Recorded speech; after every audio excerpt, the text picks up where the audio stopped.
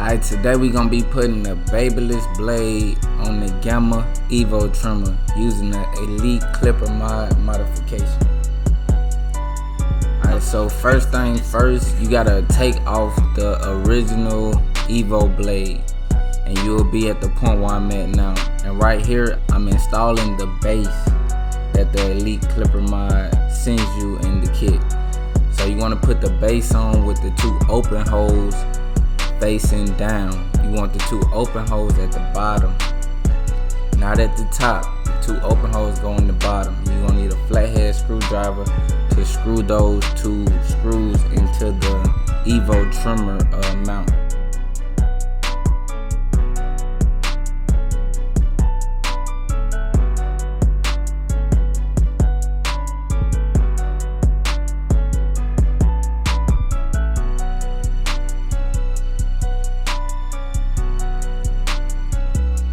And this is how it should look once you get done installing the base on the trimmer mount.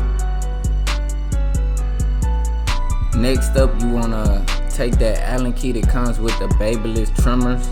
If you ever bought a pair of BABYLISS trimmers, they send you this Allen key that you can use to adjust your blade.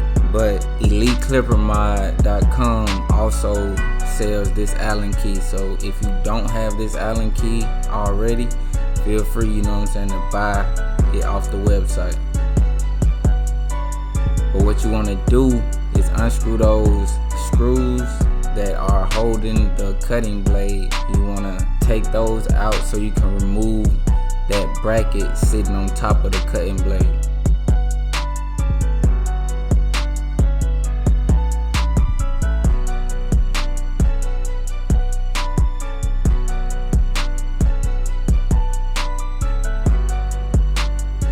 This step right here could have been done before the previous step we just finished, but what you're doing right here is unscrewing that screw that's holding the base onto the blade.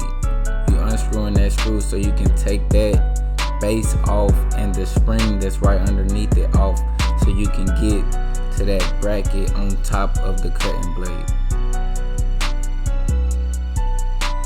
When you're removing that old bracket off of the cutting blade, make sure that you don't shift or, you know what I'm saying, turn the blade upside down, because you want everything to stay in its natural place. So right here, I'm grabbing the new bracket that came with the Elite Clipper mod kit for the EVO trimmers, and I'm positioning it so that we can take those two screws that we use the Allen key to remove, to reinstall those to hold the new bracket in place.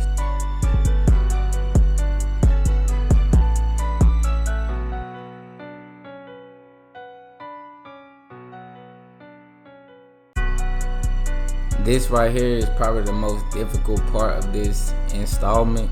So if you have to, sit the blade on a flat surface to better assist yourself in getting those two screws back in without stripping them.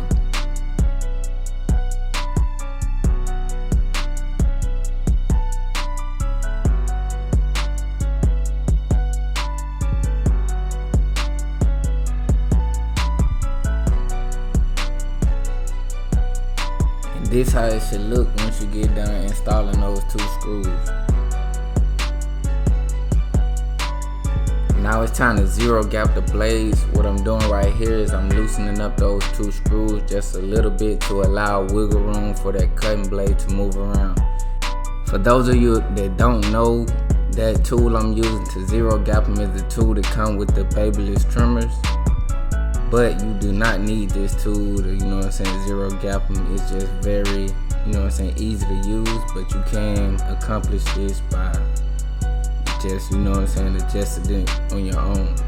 But once you get it set to where you want it, you want to tighten those screws down as tight as you can get them.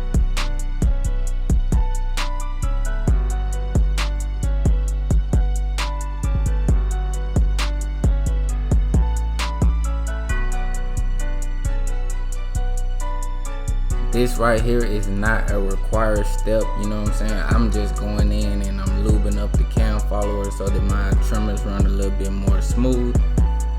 But that is not a requirement. But right here, I'm going in and I'm doing a test run with my screws, screwing them in my base, just so I can get a feel of how tight, you know what I'm saying, how much pressure I have to put to screw the screws in.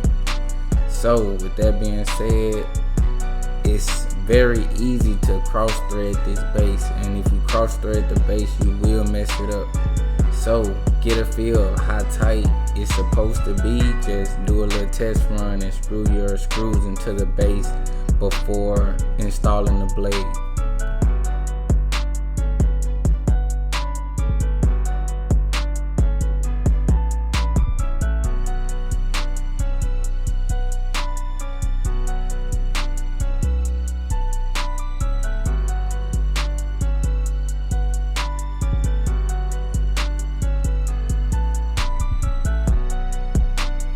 And after you get done with your test run with your screws, you already know what's next up. It's time to put that blade on the trimmer and finish the business.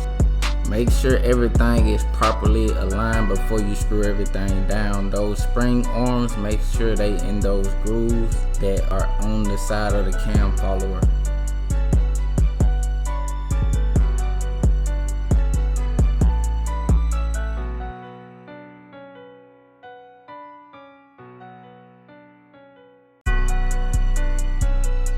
And make sure that you holding the blade down with your fingertips. Don't let your screw do all of the work. And don't over tighten these screws. Once you feel like, you know what I'm saying, the screw is in there, it's in there. You know what I'm saying? It's not gonna loosen up on you or none of that. Just make sure it's tight enough to where that blade don't wiggle no more. You know what I'm saying? You ain't gotta over tighten, because remember, this base is not made of metal.